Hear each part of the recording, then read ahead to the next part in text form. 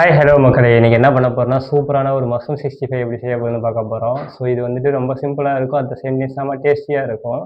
So இது எப்படி செய்யணும், என்ன செய்யறதை பார்ப்போம்.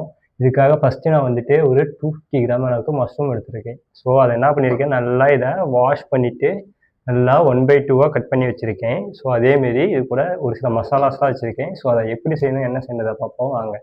ஸோ ஃபஸ்ட்டு இதுக்காக நம்ம ஒரு பெரிய சைஸ் பவுல் எடுத்துப்போம். ஸோ இதில் நம்ம கட் பண்ணி வச்சுருக்க மஷ்ரூமை ஃபஸ்ட்டு இதை ஆட் பண்ணிப்போம். பார்த்தீங்கன்னா தெரியும் எல்லா மஷ்ரூமும் எந்த மாதிரி கட் பண்ணியிருக்கேன், 1/2 கட் பண்ணியிருக்கேன்.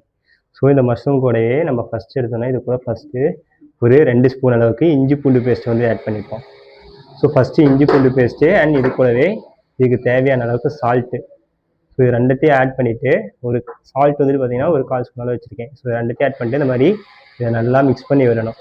ஸோ எல்லா இடத்துக்கும் அந்த இஞ்சி பூண்டு பேஸ்ட்டு சால்ட்டெல்லாம் மிக்ஸ் ஆகிற மாதிரி இப்போவே மிக்ஸ் பண்ணி விட்டால் தான் நமக்கு வந்துட்டு நல்லா மிக்ஸ் ஆகும். ஏன்னா நம்ம இதில் எக்ஸஸ் வாட்டரை வந்துட்டு ஆட் பண்ண போகிறது கிடையாது. ஸோ இது என்ன பண்ண போகிறோம், நல்லா மிக்ஸ் பண்ணி விட்டுப்போம். ஸோ அடுத்து இது கூடவே ஒரு 1/4 ஸ்பூன் அளவுக்கு கரம் மசாலா ஆட் பண்ணிப்போம். அண்ட் இது கூடவே ஒரு 1/4 ஸ்பூன் அளவுக்கு மல்லித்தூள், தனி மல்லித்தூள் தான் இது. ஸோ இதையும் ஆட் பண்ணிப்போம். அண்ட் இது கூடவே ஒரு ஸ்பூன் அளவுக்கு மிளகாய்த்தூள் ஆட் பண்ணிப்போம். ஒரு ஸ்பூனுன்றது நமக்கு கரெக்டாக இருக்கும். அண்ட் இது கூடவே ஒரு 1/4 ஸ்பூன் அளவுக்கு ஜீரகம். ஸோ இதையும் ஆட் பண்ணிப்போம். இது எல்லாத்தையும் ஆட் பண்ணிட்டு நல்லா இதை மிக்ஸ் பண்ணி விட்டுப்போம். ஸோ இப்படி செய்யும் போது என்ன ஆகுனா நமக்கு மசாலா வந்துட்டு ஈவனாக எல்லாத்தையும் ஸ்ப்ரெட் ஆகும். ஸோ அதுக்காக தான் இந்த மாதிரி நம்ம செய்கிறது. ஸோ பார்த்தீங்கன்னா தெரியும் மசாலா பார்த்தீங்கன்னா எந்த அளவுக்கு எல்லாத்தையும் ஈவனாக ஸ்ப்ரெட் ஆகிருக்குன்றது.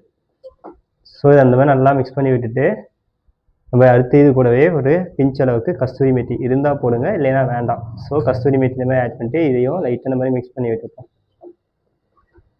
ஏன்னா மஷ்ரூமில் வந்துட்டு வாட்டர் கண்டென்ட் அதிகமாக இருக்கும். நான் ஃபஸ்ட்டு அதனால தான் நான் சிக்கன் 65 செய்யும்போதெல்லாம் மசாலா ஃபஸ்ட்லேயே மிக்ஸ் பண்ண சொல்லுவேன். பட் இதில் அப்படி நம்ம செய்யக்கூடாது. ஸோ இந்த மாதிரி இதை நல்லா மிக்ஸ் பண்ணிவிட்டு பார்த்தீங்கன்னா தெரியும் எந்த அளவுக்கு நல்லா மிக்ஸ் பண்ணியிருக்குன்றது. அடுத்து இது கூடவே ஒரு 2 ஸ்பூன் அளவுக்கு அரிசி மாவு. ஸோ அரிசி மாவு இந்த மாதிரி ஆட் பண்ணிவிட்டு கூடவே 2 ஸ்பூன் அளவுக்கு கார்ன்ஃப்ளவர் மாவு. ஸோ இது ரெண்டையும் ஆட் பண்ணிவிட்டு இதை நல்லா என்ன பண்ண போகிறோம், மிக்ஸ் பண்ணி விட போகிறோம். ஸோ இது எல்லாத்தையும் ஆட் பண்ணிவிட்டு இதை நல்லா இந்த மாதிரி கலந்து விட்டுக்குவாங்க. ஒன்றோட ஒன்று நல்லா மிக்ஸ் ஆகிற மாதிரி இந்த மாவு எல்லாத்தையும் லைட்டாக கலந்து அப்படியே மிக்ஸ் பண்ணி விடணும். ஸோ இந்த மாதிரி என்ன பண்ண போகிறோம், இதை ஒன்றோட ஒன்றா நல்லா கலந்து விட போகிறோம். ஸோ இப்போ எந்த அளவுக்கு நீங்கள் மிக்ஸ் பண்ணீங்களோ அந்த அளவுக்கு மசாலா வந்துட்டு எல்லா இடத்துலையும் ஈவனாக நமக்கு கோட் ஆகும். ஸோ இந்த மாதிரி நல்லா மிக்ஸ் பண்ணி விட்டுட்டு லைட்டாக இப்போ தேவைப்பட்டால் சால்ட்டு மட்டும் உங்களுக்கு டவுட்டாக இருந்தால் செக் பண்ணிக்கோங்க. சால்ட்டை மட்டும் செக் பண்ணிட்டு தேவைப்பட்டால் நம்ம இது கூட ஆட் பண்ணிட்டு லைட்டாக இந்த மாதிரி மிக்ஸ் பண்ணி அப்படியே சைடில் கொஞ்சம் நேரம் அப்படியே வச்சுருவோம். ஸோ பார்த்தீங்கன்னா தெரியும் நம்ம எந்த ஒரு கலருமே ஆட் பண்ணாமே நேச்சுரலாகவே மிளகாய்த்தூளோட கலரே வந்துடுச்சு. ஸோ இந்த அளவுக்கு நல்லா அதை மிக்ஸ் பண்ணிவிட்டு அப்படியே என்ன பண்ண போகிறோம், ஒரு 10 நிமிஷம் ரெஸ்டிங் விடுவோம். இப்போ பார்த்தீங்கன்னா அடுப்பில் ஒரு கடாயை வச்சுட்டு அதுக்கு பொரிக்கிறதுக்கு தேவையான அளவுக்கு ஃபஸ்ட்டு ஆயில் விட்டுப்போம். ஸோ பார்த்தீங்கன்னா 10 மினிட்ஸ் ஆயிடுச்சு. நல்லா இதை இன்னொரு டைம் நல்லா மிக்ஸ் பண்ணி விட்டுப்போம்.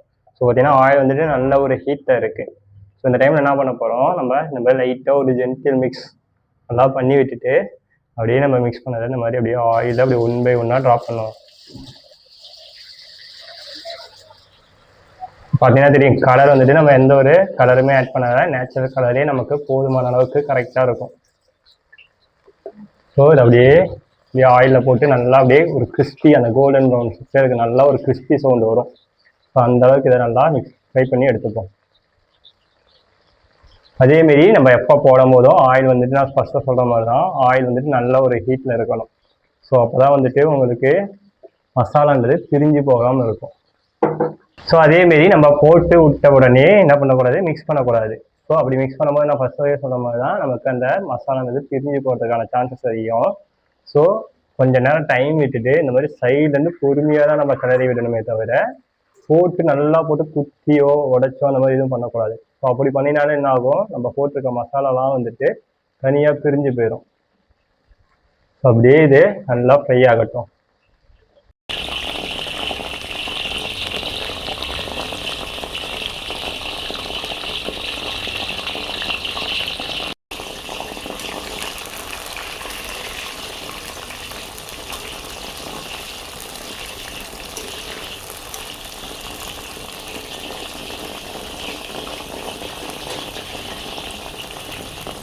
அதேமாரி இடையில இந்த மாதிரி லைட்டாக மிக்ஸ் பண்ணி விடணும். ஸோ ஒன்ஸ் அந்த மேலே இருக்க மசாலா வந்து நமக்கு ஈஸியாக குக் ஆகிடுச்சுன்னா அதுக்கப்புறம் வந்துட்டு மசாலா வந்து பிரிஞ்சு போகிறது வந்து கம்மியாகிடும். ஸோ அதை பற்றி கவலையே படுத்துறது அப்படி ஈஸியாக குக் பண்ணி எடுக்கலாம். ஸோ பார்த்தீங்கன்னா தெரியும், கொஞ்சம் கூட நமக்கு கீழே மசாலா பிரிஞ்சோ எதுக்குமே தனியாக போக கிடையாது. அப்படியே நம்ம போட்ட மசாலா அதுலேயே தான் இருக்குது.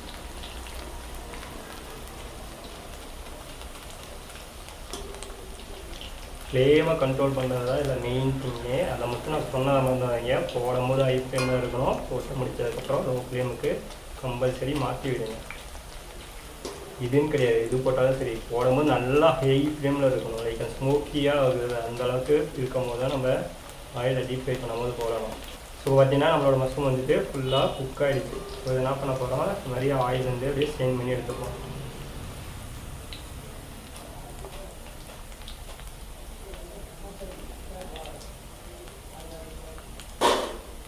போடும்போதே கேட்கும் ஒரு சவுண்டு, அந்த நல்லா கிறிஸ்பி சவுண்ட் எந்த அளவுக்கு வந்துருக்குதுன்றது. ஸோ நான் சொன்ன குவான்டிட்டி வந்துட்டு மாற்றாமல் போட்டிங்கன்னா உங்களுக்கும் சேம் இதே மாதிரி தான் கிறிஸ்பியாக நல்லா வரும்.